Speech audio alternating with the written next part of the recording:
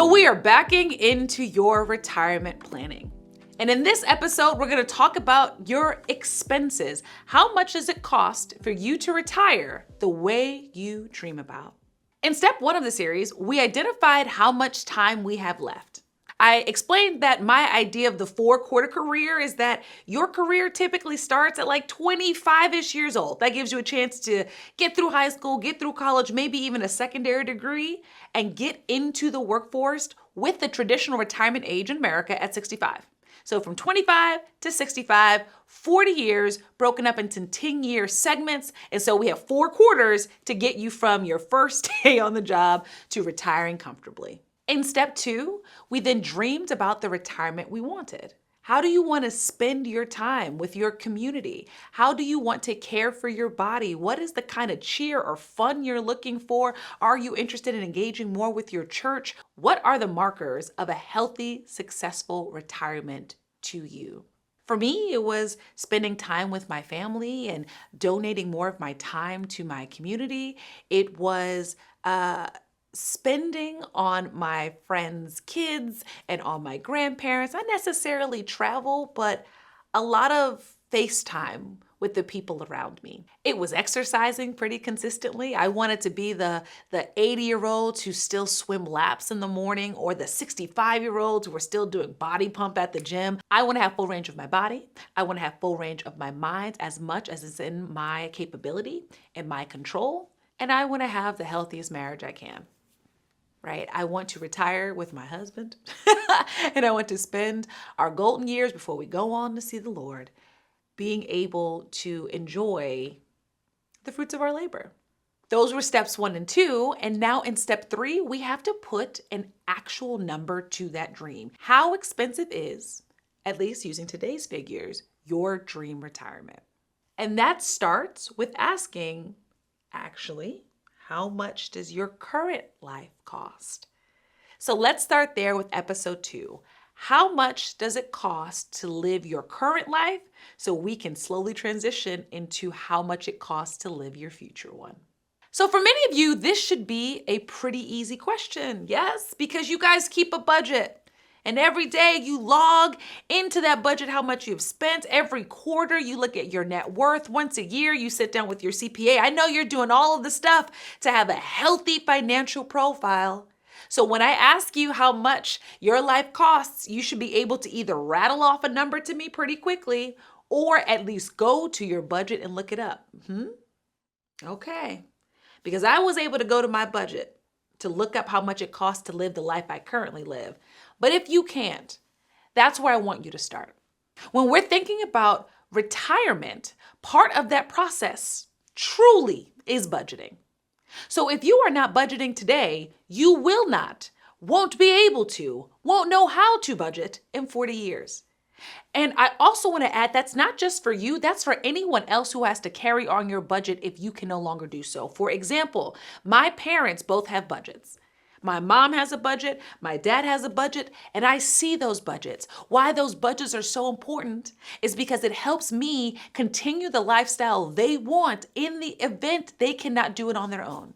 In the event they need support, I know exactly what is being paid, out of what account, when those bills get pulled. I can continue that process for them, and we set that up because of the dynamic. Because part of the thing about retirement, right? If it starts at 65, it goes until you die. That might be 85, that may be 105. And if you don't feel comfortable with the apps or things are changing really quickly, having these things written down, having a system to follow allows anyone to step in your stead and do the work for you that you cannot.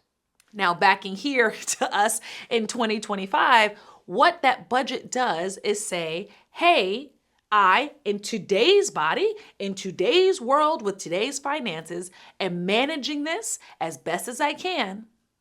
And that's going to help us plan how to manage it well in the future.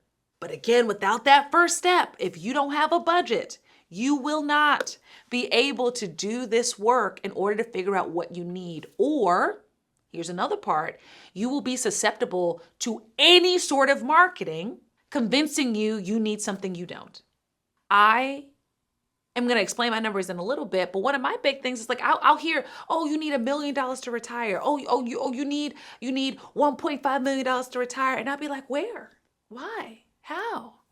Averages and medians are fine, but statistics still have a story behind them. What does this 1.5 million mean? Is that with me on Medicare or Medicaid? No, not Medicaid, but maybe Medicare. Okay. Does that mean I'm renting? Does that mean I own a house? Is that accounting for the roof, or do I have a condo? Okay. Do I have kids? Wait. Am I still paying student loans? I don't know what that 1.5 million means. I don't know what information is nested within that number, but it might seem scary enough or big enough to make you make some changes, but you don't know why, or if that aligns with what you're trying to do. So the first step, or the first part of listing our expenses for our retirement, is to list our expenses for today. How much does it cost, like I asked you before, to live your life as it stands? I went to my budget, I'm looking at my notes to make sure I'm as accurate as possible, and I learned it costs about $7,000 a month to run my household. That's my number. That's how much it costs to live the life we want to live, or that I guess we are living, live the life we're currently living. And that is broken up into 3 categories that I think most budgets are, at least the way I teach my clients. And those 3 categories are your bills, your debt, and your lifestyle. That's it. Those are the 3 things I think make up all budgets: your bills, your debt, and your lifestyle. And let me explain why I separated those 3. I'll start with debt. I think debt's pretty clear to understand. Debt payments have the ability to go away without losing access to whatever liability you took that debt out on. And I think that's a little different from bills or lifestyle, because, for example, like a water bill, you can't get rid of your water bill without not having water, right? But you can end a car payment and still have the car. That's why I say debt. This is money I owe somebody else. I've agreed to it for whatever term, whatever interest rate, whatever payment method or frequency. Debt can be positive if your debt is making you money. I coach some people who are house hackers who, yes, have a mortgage, but because they have that mortgage, they're making some extra money by renting out their basement or their backyard shed or their parking spaces or the garages, whatever that might be. But some debt is not as positive, right? If you have personal loans or credit card debt that has high interest and is accruing frequently, that can make up a big part of your budget, which may or may not be something you want to continue into retirement, which is why having this number today helps us make the plan. When I look at my budget, out of the $7,000, which is $84,000 a year to run my household, right? Out of that $7,000 a month or $84,000 a year, $4,000 a month is going to debt, or almost 50 grand. More than 2/3 of my monthly budget, at least as of today, goes to debt. That's a big deal, because when I look at that, I can say pretty confidently, I won't have that in retirement. I won't have that kind of debt when I retire, because some of it's going to end in like 2 years. The debt's a little higher because my husband and I got new cars when he graduated college. When we moved, we needed new vehicles. I needed a bigger work van. And the payments are super high because they were only 3-year payments, right? Super low interest, but high payments, like 2% interest, but a 36-month loan. And so, yeah, in 18 months, it'll be over. Fantastic. But today, it's high, right? But when I said I originally needed 7,000, in reality, without debt, I only need 3. Big difference, especially thinking towards retirement. That's why I'm asking you to break these up between debt, bills, and lifestyle. So out of the $7,000, $4,000 goes to my debt. Another $1,500 goes to bills, much lower than I was expecting. And when I say bills, what do I mean? I mean recurring expenses that are about like health and longevity. Some maybe are legally required. Not necessarily, it's not about having fun or enjoying the perks of life. This is like electricity. This is all utilities. So electric, water, gas. I think of insurances. So maybe your health care is paid for by your job, but if not, that's one. But also car insurance, life insurance, flood insurance, if that's separately, whatever fees you're paying in order to make sure the assets you have are protected. If you have children, then I will be thinking about tuitions or food or clothing or extracurricular activities. Like these are things that would, again, these are not fun for you necessarily. They're not the same as you going on vacations or just going shopping. It is about maintaining the responsibilities you have, but still different from debt, partly because they're like never ending. Right? There's not a specific term. There's not interest accruing on these purchases. You pay your electric bill. You pay insurance as long as you have the vehicles. You have to make sure your kids is good as long as your kids are still in your house. And the final of the three is lifestyle. So $4,000 goes to my debt. $1,500 goes to my bills, and the last $1,500 will go to my lifestyle. And that is the excess. That is the fun. That is the shopping and the date nights. That is the travel and the presents for the holidays. These are not regular occurring expenses. These are not things I need to just keep the wheel of life going. These are extra things that I enjoy doing with my husband, by myself, with my friends, with my parents, with my brother, with my family. I say we spend about $1,500 a month in that. And within that is money we spend every month, and then a portion of money that is saved just for fun. So I want you to go through your budget if you haven't already and figure out how much it costs for you and your family to live today. Because we're going to use that as the starting point to talking about how much it will cost for you to live your life retired. Because there's three questions we ask when we compare these two things. The first is we decide what should go. When I look at my current budget, what can I eliminate so I don't have to bring that into retirement and bring that expense with me? The second I'm going to do is look at what should stay. What do I enjoy doing already, which means I already know the cost of it in retirement. And finally, what do I still need to add in? What am I hoping to do in 20, 30, 40 years that I'm not doing today? And what is the cost of that addition? I've already hinted at it, but for me, the debt's got to go. That's how I retire. That's how I make sure me and my husband are good, even with the limited portfolio we have currently, is we do not have debt. I mentioned in the very first video, I'm trying to be debt-free by 40. So within my second quarter, right, halfway through my second quarter, I'm trying to be debt-free. That includes my mortgage, all of our car notes. We do not have credit cards, and our student loans. I want to be completely debt-free by the time I'm 40. That's going to shave $4,000 off of my monthly cost of what I would need. Again, what I would need in order to retire comfortably. That leaves $3,000 a month, at least with my current existence. Because I will still have to pay property taxes and insurances. I will still have utilities. I will still have to buy groceries. I probably won't have any dogs anymore, but I will still have maybe some other responsibilities. That is all that I would need with the current life I'm living. Now, with that $3,000 in mind, remember when I told you about the $1 million, right? That we're saying Americans need in order to retire. Let's say your portfolio does 8% a year. It increases 8% if you're only in stocks. Sure. That's 80 grand a year if you have $1 million saved in your 401k, IRA portfolio, whatever. But if I only need 36, I actually don't need $1 million. I might be very comfortable with 500,000 because I only need 36. So this is how we start to say, oh, maybe it's not as far away as I imagined. Or maybe it's not as unachievable as I've been making in my mind, but that's only because we have concrete numbers and a concrete reality to tie it to. I would be satisfied and happy, not even satisfied, that feels too low. I would be 100% fulfilled living the life I currently live now, retired. And I know that's true because that's why I retired. That's why I left work when I was 28 years old. Because I was like, I'm having a great time. This is great. I love my house. I love my car. My little Subaru Forester, he was great. Sebastian was a wonderful car before he died. I love the trips I'm getting to go on. I get to talk to my family multiple hours a day. I get to go on trips that I want to go on. Yeah, it might be Miami, but I'm thrilled. I'm excited.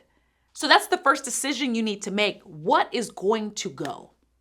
What are you going to cut out of your expenses before you retire? The second is what part of your expenses are going to stay? What parts of it do you enjoy? For example, I love getting my hair done.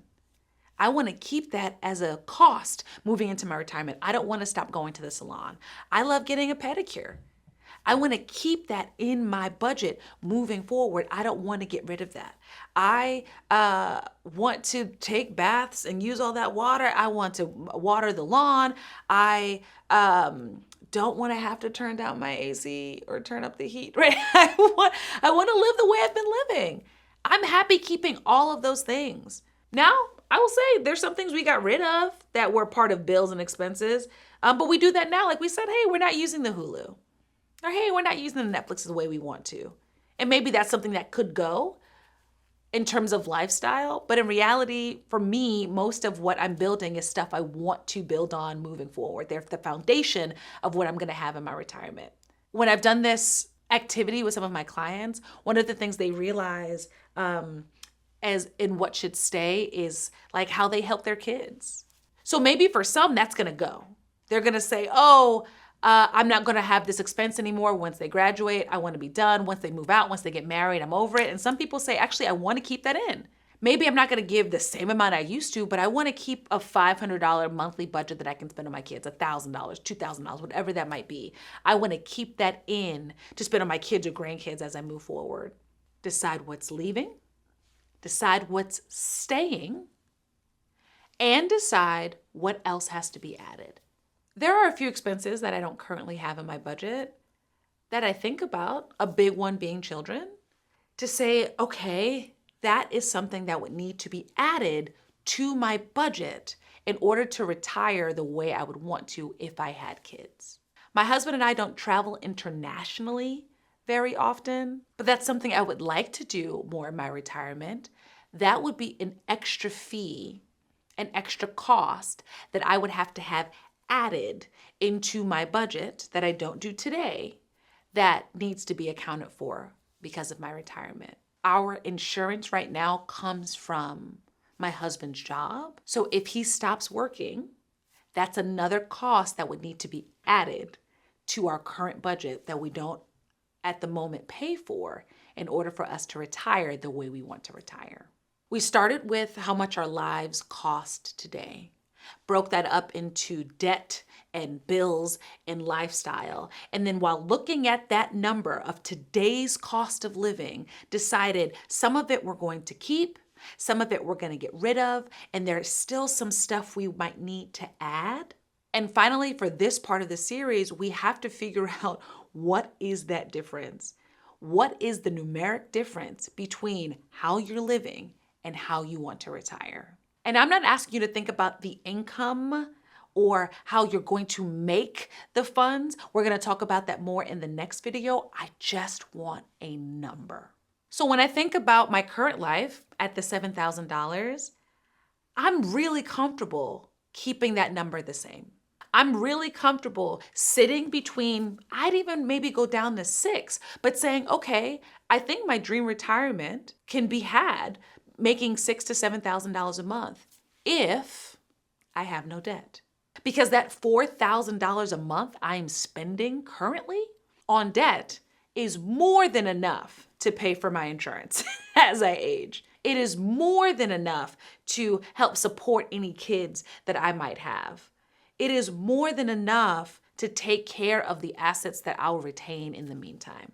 That $4,000 that I'm currently paying to debt, if I can pay that debt off, is plenty to get me to the level of peace I'm hoping to experience at 70 years old. That's very freeing to say, because that allows me to also figure out or realize, okay, if I can design a way, an investment portfolio, income, 401ks, whatever that might be, to make $60,000 to $80,000 a year, I could do that just continuing to work over the next 30 years. Investing in my company's 401k, my private IRAs, buying rental properties. I can do that just by the traditional working career.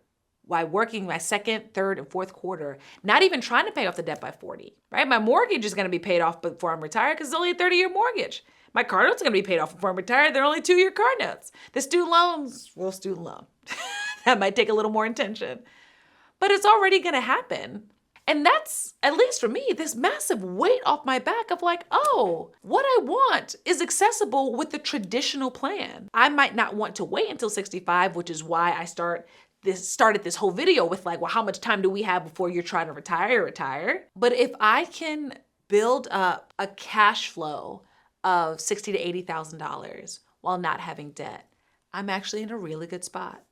And I'm not settling. And that's my big thing. I'm not saying, well, this is what I have to do because this is all I have to have.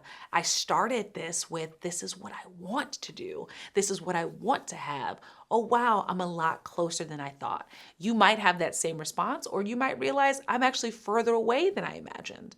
It isn't going to be the traditional route that gets me there. I don't have enough time. I don't make enough money. The investments aren't as lucrative as I might hope. All of this information and all of these questions help us mark where our starting point is and our ending for us individually, so that we can figure out the amount of work and effort it takes in real time to get us there. In the next video, we're going to talk more about the different types of income that can help make up that difference, especially within the time frame that you want to accomplish it in. But for now, if you don't have a budget for day-to-day life, I want you to start there. I want you to figure out how much your life costs in 2025. If you have a budget, I want you to figure out what's the difference between today's number and your future number. And I need you to think about how you get there. Is it about minimizing your expenses? Is it about maximizing your income? Or is it a combination of the two? With that information, we can then move to talking about how to get that income to make the differences you're aiming for. Please let me know if you have any questions. You can leave them in the comments, or you can send me an email directly. I send out more of these tips and tricks with my newsletter, so if you want to register for that, you're welcome to do that down below. That's it for this episode of the 4 Quarter Career. I'm Deandra McDonald, and I will see you in the next video.